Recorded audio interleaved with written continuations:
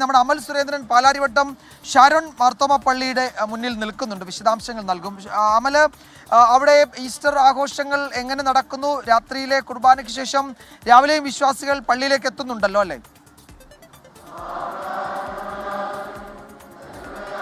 വിജയകുമാർ, ആദ്യം തന്നെ ഈസ്റ്റർ ദിനത്തിന്റെ എല്ലാ തരത്തിലുള്ള ഭാവുകങ്ങളും നമ്മുടെ പ്രേക്ഷകർക്കും പ്രത്യേകിച്ച് നിങ്ങൾക്കും നേരുകയാണ്. ഏതായാലും ഞാനിപ്പോൾ നിലനിൽക്കുന്നത് ഷാരോൺ മാർ തോമ ചർച്ചിലാണ് പാലാരിവട്ടത്ത്. ഇവിടെ ഡോക്ടർ തിയോഡിയോസ് മാർ തോമ മെത്രാപ്പാലിത്തയുടെ നേതൃത്വത്തിലാണ് ഇവിടെ ചടങ്ങുകളെല്ലാം നടക്കുന്നത്. ഇന്നലത്തെ കുർബാനയ്ക്ക് ശേഷം രാവിലെ വിശ്വാസികളെല്ലാം പള്ളിയിലേക്ക് എത്തിയിട്ടുണ്ട്.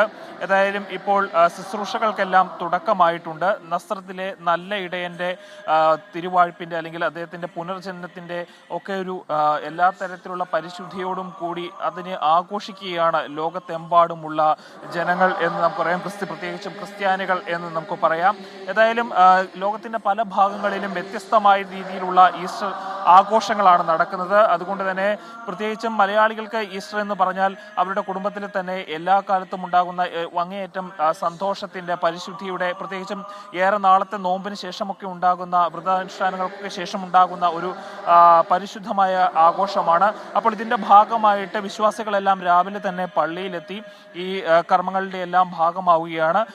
ഏതായാലും നമുക്ക് പറയേണ്ട ഒരു പ്രധാനപ്പെട്ട കാര്യം, ഇപ്പോൾ നമ്മുടെ യാത്ര തന്നെ ലഹരിക്കെതിരെയുള്ള 24 ടീമിന്റെ യാത്ര തന്നെ അവസാനിക്കുന്ന ഒരു ഘട്ടത്തിൽ നമ്മുടെ കേരളത്തിലെ യുവാക്കളെല്ലാം ലഹരിയുടെ ഈ ഒരു കരാളമായിട്ടുള്ള ഈ ഒരു പിടിയിൽ നിന്ന് ഒരു പുനർജീവിതം നേടിയെടുക്കട്ടെ എന്നൊരു ആശംസ മാത്രമാണ് ഈസ്റ്റർ ദിനത്തിൽ നമുക്ക് നൽകാനുള്ളത്.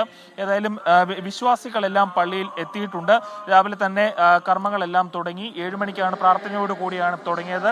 ഇപ്പോൾ മെത്രാപ്പോലിത്തയുടെ നേതൃത്വത്തിലാണ് ശുശ്രൂഷകൾ നടക്കുന്നത്. വിജയകുമാർ.